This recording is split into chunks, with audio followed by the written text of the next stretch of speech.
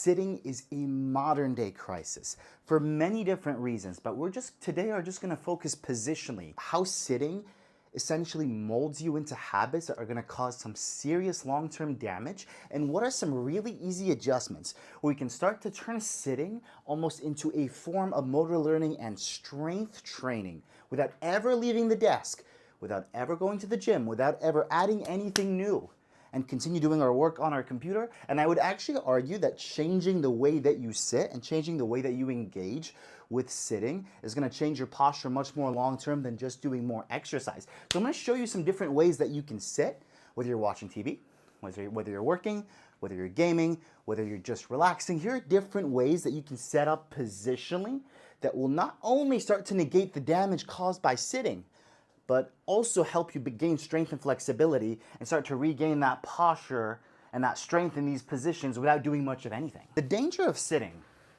is that I'm never sitting quite tall like this. See how I'm like forcing this extension where I'm kind of pushing my belt buckle forward? Highly unnatural. More than not, if you're spending a lot of time sitting, you're gonna end up here, especially if you're super engaged in this like kind of computer goblin posture. And it doesn't even matter if you're using a computer or not. This is going to happen anytime you're engaged with something, even if you're sitting on a couch watching TV.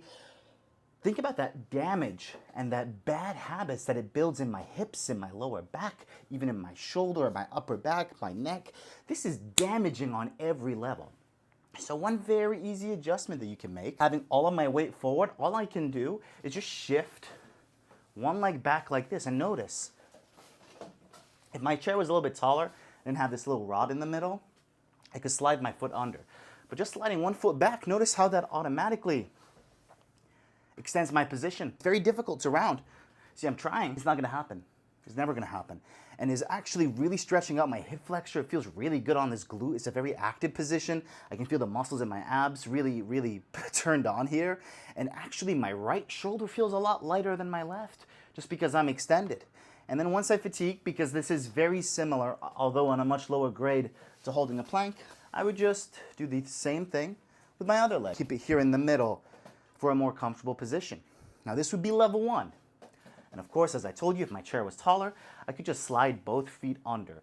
And once my heels go past my butt, if I slide my feet under my own seat, at that point, arguably better having just one foot back. Now let's go over the next variation. It would be the half kneeling position. Same idea, see, because I've got this hip behind me and I'm set up like this, I've got my hips forward, I can start to engage with my computer and it's very difficult to round. See, if I keep my hips forward, I can't really round my upper back. I'm actually pretty relaxed sitting in this position. And I just engage with my computer, watch TV or whatever I'm doing, and then as I fatigue, because this is significant amounts of work, guys, don't underestimate these positions because this is very similar to like a plank or other positional strength training.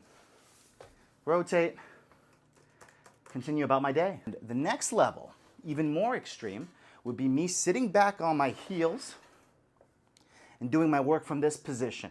Now, the further back you sit on your heels, my feet are a little bit banged up from wrestling, but if I really sit back here, impossible to round. Impossible to round.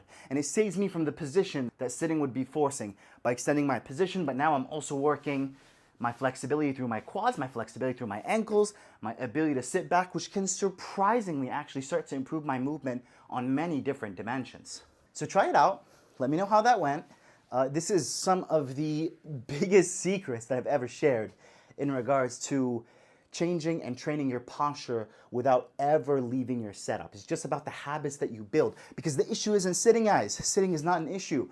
The issue is the modern day chair that is destroying our postures.